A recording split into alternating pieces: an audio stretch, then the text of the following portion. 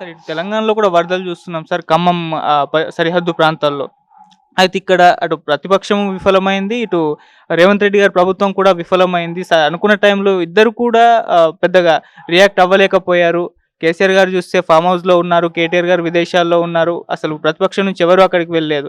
రేవంత్ రెడ్డి గారి ప్రభుత్వంలో కూడా రేవంత్ రెడ్డి గారు లేట్‌గా రియాక్ట్ అయ్యి ఆ మరుసటి రోజో, ఆ తర్వాత రోజో వెళ్లారు. సో, ఇక్కడ ప్రభుత్వ వైఫల్యం కనిపిస్తుంది. అండ్ ప్రతిపక్షం కూడా దీన్ని యూజ్ చేసుకోలేదని అంటున్నారు సార్. అంటే అంత వరదలొచ్చినా కూడా.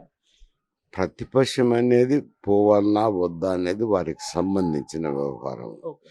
మానవతా దృక్పథంతో చూడాల్సిన విషయం. బాధ్యత అయితే కాదు హ్మ్. ప్రతిపక్షానికి. అందులో ఒకరు అమెరికాలో ఉన్నారు. ఇప్పుడే వరద వచ్చింది అని ఎంటకెంటకే రాలేరు. అవును. ఇంకొక ఆయన ఎప్పుడూ ఫార్మ్ హౌస్ వదిలి రాలేరు. ఆయన ఆరోగ్యరీత్యా కానీ, వయసు రీత్యా కానీ, ఇతరత్ర కారణాల రీత్యా కానీ రాలేదు. వారిని గురించి మాట్లాడాల్సిన అవసరం లేదు. హ్మ్. వాళ్ళు పాల్గొంటారా, పాల్గొనరా అనేది వాళ్ళ విచక్షణకు సంబంధించిన వ్యవహారం. ఓకే. రెండోది ప్రభుత్వానికి సంబంధించిందనేది ప్రభుత్వందనేది బాధ్యత అవుతుంది. హ్మ్. ముఖ్యమంత్రికి కానీ, మంత్రులకు కానీ బాధ్యత అవుతుంది. ఖమ్మం జిల్లాలో వరదలు వస్తానే వాళ్ళు వెంటనే పోయినారు కదా, అక్కడికి పోయినారు, తిరుగుతున్నారు, చర్యలు తీసుకుంటున్నారు. సహాయ చర్యల్లో ప్రోత్సహిస్తున్నారు, జరుగుతున్నాయి కదా. మరి ఇమీడియట్గా దుంకలేదు అని మాట్లాడేది ఈ కుహన విమర్శనవాదులు, ఈ వరదల గురించి తెలియని వారు, వారి ఇష్టం వచ్చినట్టు మాట్లాడేది మాటలు అంతేగాని వాళ్ళు హైదరాబాద్ నుంచి వరదలు వచ్చి కనుక్కొని వెళ్ళడము, యంత్రాంగాన్ని సమకూర్చుకోవాలా, ఏమైనా శ్రీకృష్ణ పరమాత్మ జరిగిందంటేనే పరిగెత్తిపోవడానికి వాళ్ళు ముఖ్యమంత్రి చీఫ్ సెక్రటరీకి చెప్పాలా, ఇతర అధికారులకు చెప్పాలా, సమాయత్తం చేయాలా, సహాయ చర్యలు ఏమేమి చేపట్టాలా, ఇవన్నీ సూచనలు ఇవ్వాలా. ఇచ్చినాక ప్రజల దగ్గరికి పోయి అవి అందుతున్నాయా లేదా, అందేదానికి చర్యలు తీసుకోండి అని స్థానిక యంత్రాంగాన్ని ఉత్సాహపరిచేదానికి, ఉత్తేజపరిచేదానికి ఉపయోగపడుతుంది. అంతేగాని నిమిషాల మీద దుంకలేదని చెప్పడం అనేది కేవలం విమర్శ చేయడానికి మాత్రమే పనికొస్తుంది. ఓకే. సార్ ఈ వరదల కారణంగా చాలామంది డొనేట్ చేయడం చూస్తున్నాం సార్ వాళ్ళకి తోచినంత కూడా. అందులో భాగంగానే జగన్మోహన్ రెడ్డి గారు కూడా 1,00,00,000 అయితే డొనేట్ చేస్తున్నట్టు అనౌన్స్ చేశారు. కానీ ఆ 1,00,00,000 ఆయన ప్రభుత్వంకి ఇవ్వకుండా ఏ రకంగా వీళ్ళకి డొనేట్ చేయాలో ఒక తొందరలో చెప్తాం. ఏ రకంగా మేము డొనేట్ చేస్తామని అంటే ప్రభుత్వం మీద నమ్మకం లేక ఆ 1,00,00,000 ప్రభుత్వంకి ఇవ్వట్లేదా? లేకపోతే ఇప్పుడు ఆయన ఏ విధంగా డొనేట్ చేస్తారు అన్నట్టుగా మాట్లాడుతున్నారు. అది ఆయన ఇష్టం. హ్మ్. ఇప్పుడు ఆయన డొనేషన్ ఇవ్వాలనుకున్నాడు. అవును. అది ఆయన ఖర్చు పెట్టొచ్చు. ఏముంది, అన్నం ప్యాకెట్లు సప్లై చేయొచ్చు, బట్టలు సప్లై చేయొచ్చు, హ్మ్. ఏనా బాధిత కుటుంబాలకు ఆర్థిక సాయం అందించవచ్చు. రకరకాల కార్యక్రమాలు ఆయన ఇష్టం వచ్చింది ఆయన ₹1,00,00,000 ఆయన చేసుకోవచ్చు. హ్మ్. లేదు ఇదంతా ఎందుకు, ప్రభుత్వమే ఖర్చు పెట్టమని ప్రభుత్వానికి ఇస్తే ప్రభుత్వమే ఖర్చు పెడుతుంది. హ్మ్. ఆయన ఇవ్వరులేండి. ఎందుకంటే ఈయనక ఆయన వ్యవహార శైలి అంతా కాబట్టి ఆయన ఎప్పుడూ అటువంటిది చెయ్యరు. నలుగురితో కలిసే జీవి కాదు. హ్మ్.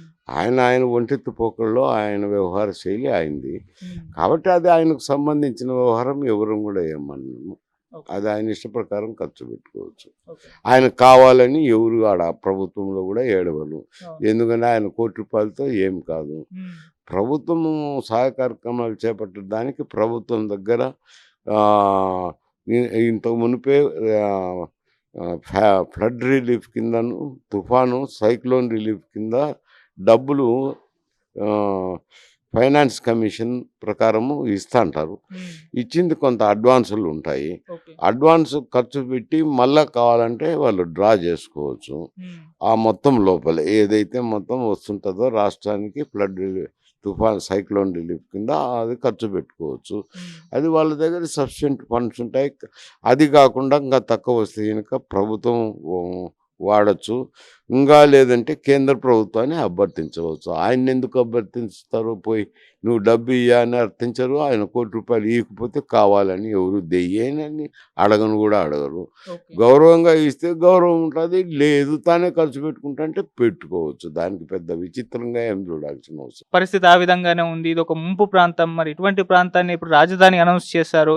అమరావతి రాజధాని కరెక్ట్ కాదని మేము ముందు నుంచే చెప్తూ వస్తున్నామని చెప్పేసి కూడా మాట్లాడుతున్నారు సార్. మరి దీనిపైన మీ ఒపీనియన్? అది నేనైతే పూర్తిగా సమర్థించుతాను. హ్మ్. ఎందుకు అనంటే శివరాం కమిటీ రిపోర్ట్‌లోనే హ్మ్. ఏ ప్రాంతాన్నైనా ఎంపిక చేయండి అని 3, 4 ప్రాంతాలు సూచించి ఏ ప్రాంతాన్నైనా ఎన్నిక చేయండి. హ్మ్. ఈ ప్రాంతం అయితే రాజధానికి అనుకూలమైంది కాదు. ఓకే. ఇది వరదలొస్తాయి. Flood prone area. హ్మ్. ఈ ఏరియాలో మాత్రం పెట్టిన దానివల్ల నష్టమే గాని లాభం రాదు అని చెప్పి ఆయన క్లియర్‌గా సిఫారసు చేసినారు.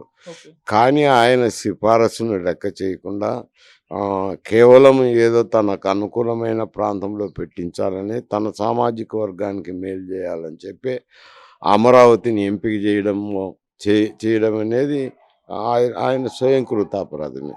దాంట్లో అయితే ముఖ్యమంత్రి గారిని తప్పులు పట్టొచ్చు. హ్మ్. ఎందుకంటే ఇక్కడ పెట్టడము, ఇక్కడ వరదలు రావడము, వరదల వల్ల నష్టం సంభవించడము, ఇవన్నీ అంటే నేను ఒప్పుకుంటాను. కానీ అది ఆ ప్రాంతంలో ఫ్లడ్ ఏరియాలో అది పెట్టడమే తప్పు. రాజధాని పెట్టడమే తప్పు. ఓకే. సార్ మరి ఇప్పుడు మరి ప్రభుత్వం ఏమన్నా ఫోకస్ చేసి రాజధాని కార్యక్రమం ఏదైతే అమరావతి చేస్తామని అన్నారో దాన్ని రివర్స్ తీసుకొని ఛాన్స్ ఏమన్నా కనిపిస్తున్నాయా సార్? ఆయన రివర్స్ తీసుకుంటారా? చంద్రబాబు నాయుడు జన్మలో దాన్ని రివర్స్ తీసుకోరు. హ్మ్. ఆయన సామాజిక వర్గం ఉంది. ఆ సామాజిక వర్గానికి మేలు చేయాలనే, ఆ సామాజిక వర్గానికి 100కు 100% చేయాలనే అక్కడ ఏర్పాటు చేయడం జరిగింది. కాబట్టి ఆయన వెనక్కి తీసుకుంటాడు అని నేను అనుకోవడం లేదు. ఓకే. మరి వరదలు రాకుండా ఏదన్నా ముందు జాగ్రత్తలు తీసుకునే ఛాన్సెస్ కనిపిస్తున్నాయి. ఆ రకంగా డెవలప్‌మెంట్ చేసే అవకాశం ఏమన్నా ఉందా సార్ అమరావతి? అటువంటి అవకాశమే లేదు. అమరావతిని వరదల నుంచి సేవ్ చేయలేరు. హ్మ్. అక్కడ రాజధాని నిర్మాణం చేస్తే హ్మ్. ఏదో ఒక సంవత్సరంలో వరదలు రానే వస్తాయి. వరదలు రావడము, మునక ఇవన్నీ జరిగే తీరుతాయి. అది కామన్ అయిపోయింది. Okay sir. అంటే రాజధాని ప్రాంతము, వరద ముంపు ప్రాంతం ఉంటే అది రాష్ట్రానికి కూడా మంచి కాదు కదా సార్. మరి దీన్ని ఆలోచన చేసే